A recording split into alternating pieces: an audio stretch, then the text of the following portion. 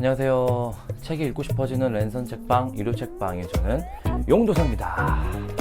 여러분 잘 지내셨어요? 지금 시간은 곧 있습니다. 12시, 밤 12시가 돼가지고 제가 이렇게 시작부터 조금 이렇게 파이팅을 넣으려고 하는 이유는 힘이 없기 때문입니다.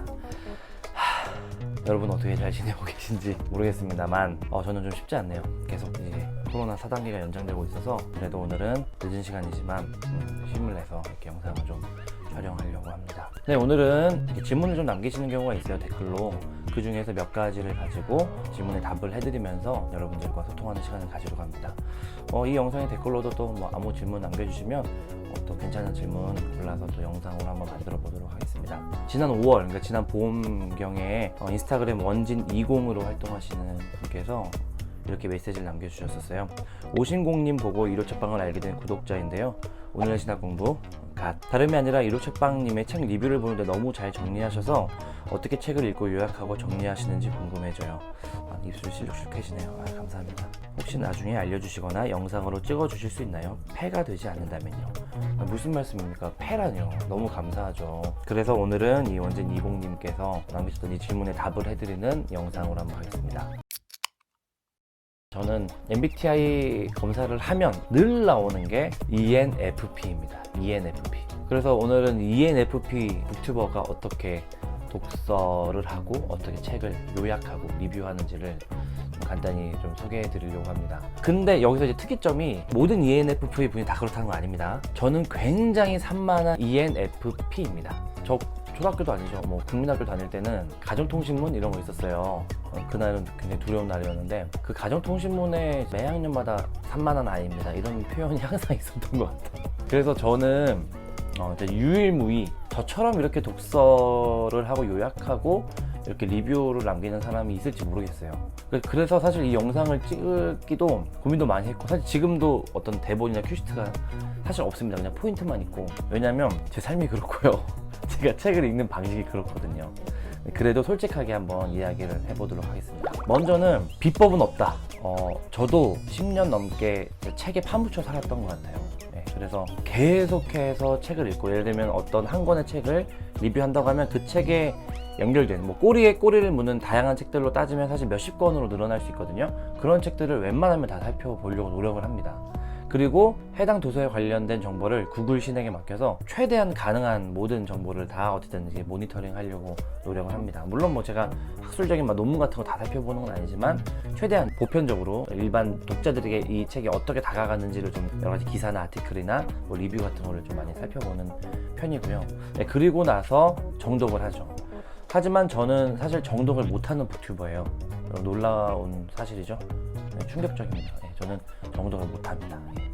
그러니까 5분에서 10분 정도 집중을 사실 못하는 스타일이에요. 저는 사람이 그렇고, 그래서 저는 굉장히 산만하게 독서를 할 때도 계속 다른 것도 기웃거리고, 이 책 읽다가 다른 책 보고, 이 책 읽다가 구글링하고, 약간 그런 식으로 해서 책을 읽는 편이거든요. 근데 진짜 이 한 권에만 2시간, 3시간 이게 몰두하는 건 저는 좀 안 돼요. 저는 솔직히 저는 안 됩니다. 어렸을 때 독서 습관도 잘 안 잡혀있고, 지금은 그냥 포기했고 그냥 이런 저의 독서 습관을 가지고도 책을 이제 읽는 방법을 좀 터득한 것 같아요. 그러니까 사실 각자 그냥 방식대로 책을 읽으면 되는 거거든요. 꼭 이렇게 어떤 정답이 정해져 있는 건 아니고요. 계속 살펴보다가 또 다른 책도 읽고, 그러면서 좀 망상 혹은 공상, 창조적인 상상 이런 것도 하면서 그것이 제 리뷰에도 좀 담기지 않나 이런 생각도 좀 들긴 합니다. 그리고 나서는 메모를 계속해요. 그러니까 밑줄을 긋고 메모를 계속합니다. 그래서 저는 책을 조금 지저분하게 이제 읽는 편이고요. 아마 책 좋아하시는 분은 대부분 좀 그러지 않을까 싶은데, 따로 이제 메모장을 켜서 그 한 권의 책에 관련된 메모를 계속 남겨요. 근데 뭔가 그 메모도 이게 좀 정리가 잘 돼 있거나 어떤 챕터별로 정리하거나 그러진 않아요. 그냥 저는 굉장히 두서없는 질문, 비판, 동의, 공감 이런 것들에 대한 이야기를 쭉쭉쭉 남깁니다. 그리고 그 책을 예를 들면 리뷰 기간이 1주나 2주 있다고 하면 그 1주나 2주 동안 그 책에 관해서만 몰입하고 그 책만 좀 생각하는 경향이 있어요. 설거지하면서도 혹은 다른 일을 하면서도 그 책에 관련된 어떤 텍스트와 저라는 사람이 연결된 컨텍스트를 좀 계속 고민하는 것 같아요. 두 번째로 하고 싶은 얘기는 해석인 것 같아요. 해석. 그 책의 지평과 나라는 사람이 처한 삶의 지평이 만나는 어떤 그 지점에서 저는 좋은 서평이 나온다고 생각하거든요. 그래서 단순히 그냥 책을 요약하고 책을 빡세게 소개하는 그런 방식의 서평은 저는 이게 추구하는 서평은 아니고, 저의 삶이나 저의 일상이나 저의 스토리가 녹아든 서평을 좀 좋아하고, 예전에 서평 쓰는 뭐 아주 간단하게 쓸 때도 포인트를 좀 잡아서 말씀드렸었는데, 결국은 책과 내가 만난 어떤 그 교차점에서 해석이 펼쳐지는 그 장이 저는 리뷰라고 생각해요. 뭐 서평일 수도 있고 영상 컨텐츠일 수도 있고요. 그런 지점에서 자기만의 독창적인 혹은 나만 쓸 수 있는 그 리뷰는 나만의 해석에서 나온다고 생각을 해요. 그래서 어떻게 보면 여기서는 좀 자기 자신에게 솔직해야 된다고 생각해요. 저는 이 부분이 진짜 중요한데, 서평이나 글쓰기나 뭐 인스타그램이나 블로그나 책, 유튜브 운영하시는 분들 중에서 다양한 그 어떤 상황이나 눈치나 여러 가지 그 주변을 많이 인식하는 경우가 많거든요. 근데 저는 그거는 그렇게 좋다고 생각하지 않아요. 물론 책이 어떤 뭐 분위기를 살필 필요는 있고, 이 책이 좋은 책이냐 아닌지 어떤 그 평들을 좀 이렇게 잘 꼼꼼히 모니터링 할 필요는 있지만, 내가 읽었을 때 진짜 좋았거나 내가 읽었을 때 진짜 싫었는데 뭐 그런 말을 가감없이 하기 어려운 그런 어떤 분위기에 좀 눌리는 그런 거는 저는 좀 지양했으면 좋겠고, 그리고 너무 다른 사람들의 눈치나 다른 시선을 너무 의식할 필요는 없지 않나, 그런 생각이 개인적으로 들고요. 물론 그 텍스트와 컨텍스트의 그 균형점이 되게 중요한 것 같아요. 예를 들면 책에 관련해서는 그냥 서두에서 잠깐 얘기하고 자기가 하고 싶은 이야기 해서도 안 되고, 이 책의 핵심 메시지와 그것이 나의 삶의 어떤 부분에서 이렇게 교차하거나 충돌하거나 맞닿는지를 좀 이야기해서, 이 서평을 읽으니까 책의 핵심이 담겨 있으면서도 이 글쓴이가 궁금해지고 글쓴이와 더 대화를 나누고 싶다거나 이 글쓴이의 삶이 뭔가 좀 이렇게 와닿는 그런 서평이 좀 좋은 서평이라고 생각을 합니다.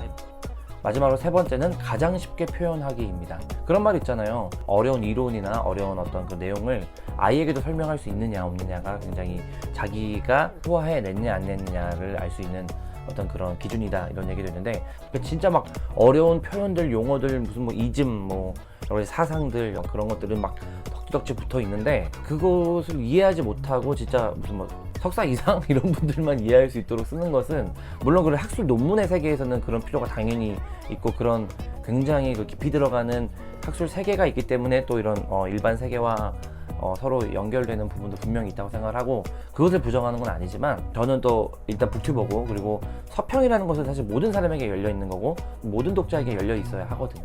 그래서 쉬운 언어로 쓸 수 있느냐, 그것이 되게 중요한 것 같아요. 내가 정말로 어떤 책이든 이 책을 한 문장으로 혹은 한 줄로 쉬운 말로 표현을 못한다고 한다면은 그 책을 진짜 내가 정말 소화를 했을까, 다시 한번 좀 생각을 해봐야 된다고 생각해요. 다시 말씀드리지만 모든 책에 해당되는 이야기는 아니라고 생각합니다. 하지만 기본적으로 어떤 이런 책으로 소통하거나 책을 콘텐츠로 교감을 나누고 싶은 분들은 이 얘기가 정말 중요하다고 생각합니다. 용도사는 이렇게 리뷰하는구나 하고 좀 도움이 되셨으면 좋겠고, 특히 맨 처음 질문 남겨주셨던 원진님께는 좀 도움이 되셨으면 좋겠습니다. 돌아보면 저는 시행착오 혹은 실패하는 시간이 많이 필요하다고 생각해요. 그래서 책 리뷰나 책 서평의 책 요약 이런 것들 잘하고 싶은 분들은 인스타그램이나 어떤 SNS 채널에서 꼭 관련된 콘텐츠를 계속 좀 올려보셨으면 좋겠어요. 그러면서 내 글을 좀 다른 사람들에게 어떻게 비춰지는지도 좀 보시고, 댓글로 좀 소통도 하고 배우기도 하고, 그렇게 일단은 많이 쓰셔야 된다고 생각해요.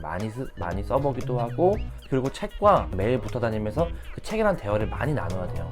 책이랑 싸우기도 하고, 책을 뭐 한번 좀 던져버리기도 하고, 다시 한번 책에 진짜 파묻혀서 책 속에서 진짜 뭔가 구원 같은 느낌을 받아보기도 하고, 그런 시간을 겪으면 겪을수록 아마 자기의 내공이 계속해서 쌓여서 나중에는 어떤 그런 긴 시간이 필요하지 않아도 이 책을 보면 나만의 관점, 어떤 맥락 이런 것도 좀 잡히지 않을까 싶고요. 저는 이제 대중교통 타고 다닐 때, 그리고 화장실에서 읽을 때 책을 가장 잘 읽혀요.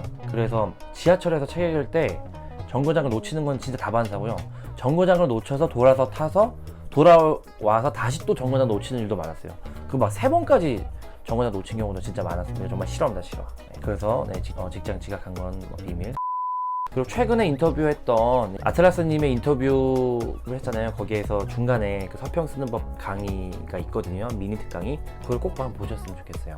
그래서 그걸 보시고 좀 도움을 받으셔서 좀 약간 학술적으로 책을 어떻게 맥락화할 것인지, 그리고 그 책을 어떻게 좀 내가 객관적으로 쓸 것인지를 좀 아틀라스님을 통해서 좀 배우시고, 저를 통해서는 조금 약간 좀 보급 혹은 좀 편안하게 어떻게 좀 더 이게 서술할 수 있을 것인지를 좀 도움을 얻으셨으면 좋겠습니다. 여기까지 보셨고 도움 되셨다면 좋아요, 구독, 알림 설정, 댓글도 좀 남겨주시고요.